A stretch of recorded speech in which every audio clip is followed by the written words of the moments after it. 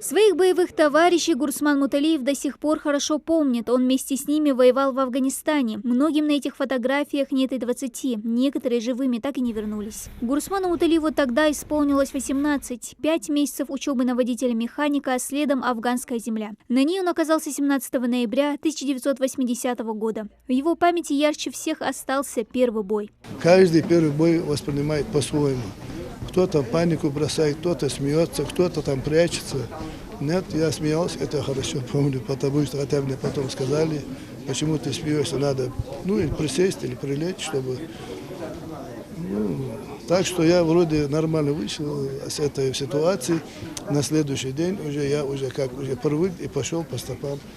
Уже начал предполагать, что мне делать. Фотовыставка «Афганистан. Наша память и боль» в Музее краеведения проводится ежегодно. Она приурочена к 34-й годовщине со дня вывода советских войск из Афганистана. Последняя колонна солдат покинула страну 15 февраля 1989 года. Свой интернациональный долг отдавали более 300 наших земляков. Сегодня в этом зале каждый спешит поделиться своими воспоминаниями о той войне. Там нас учили вот 3 вещам. Вот я вам сейчас скажу, что шея, как у гуся, на 180 градусов. Глаза, как у хамелеона. Один туда, один сюда. А уши, как у летучей мыши. Поэтому эта летучая мышь, она эмблема разведчиков. Вот так надо было там не надо было. Не забывать про тех ребят, которые рядом с вами. Мы их обучали, мы им говорили, рассказывали. Молодежь приходилась, значит, пополняли всех. Чужая земля, пулеметные обстрелы 24 часа в сутки. И каждый день будто последний, рассказывает Дауд Цисдоев. В Афганистан его отправили в 1983 году. Через 2 года вернулся домой. Ему, как и многим, заново пришлось привыкать к мирной жизни. А с годами последствия тех событий сказались и на здоровье ветерана.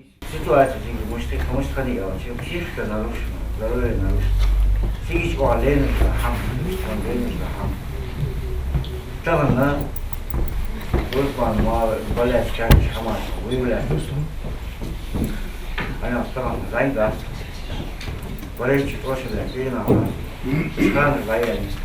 Любить свою родину, хорошо учиться и никогда не знать войны. Вот чего желают ветераны юным слушателям, пришедшим на выставку. Для учащихся первой Назрановской школы такие встречи стали традицией. Они вызывают у молодежи уважение к ветеранам и их мужеству, а также чувство гордости за доблесть наших воинов. У них были очень трудные обстоятельства, что они начинали все заново, что им приходилось очень трудно.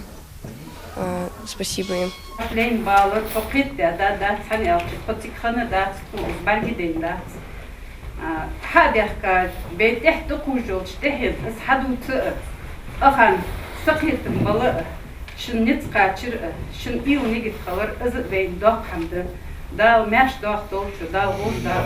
За 10 лет войны через Афганистан прошло около 620 тысяч советских военнослужащих. Война унесла жизни более 15 тысяч советских солдат. Многие архивные материалы про наших афганцев Музей краеведения собирал не 1 десяток лет. Имеется большой архив про эту войну в Афганистане. И музей собирает его уже 40 лет, можно сказать, этот материал еще до создания нашей республики, бытность еще филиалом Чечено-Ингушского музея. Этот материал основывался, основатель музея. И продолжается сбор этого материала. Вот в следующем году мы откроем более обширную выставку с приглашением официальных лиц. Воины-интернационалисты – это люди, вместе прошедшие через горе и утраты, не оглядываясь на национальную и религиозную принадлежность. Бойцы, которые шли бок о бок долгие 10 лет. И такие мероприятия не дают забыть об истории.